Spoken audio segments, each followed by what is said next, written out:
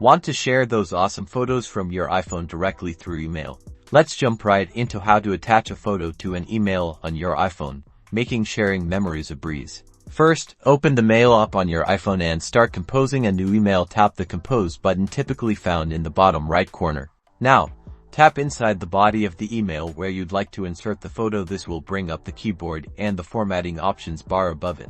Look for a small arrow pointing upwards or a similar icon in the options bar above the keyboard. This is your gateway to attaching media. Tap on it. Your photo library will now appear. Scroll through your albums and photos to find the one you want to send.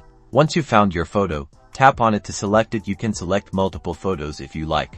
And there you have it. The selected photo or photos will now be inserted into your email. Finish composing your email, add your recipient's address and subject, then hit send, and you've successfully shared your photo via email. It's that simple. Now you can easily share snapshots with friends, family, or colleagues directly from your iPhone's Mail app. For more iPhone tips and tricks, be sure to subscribe, and happy emailing.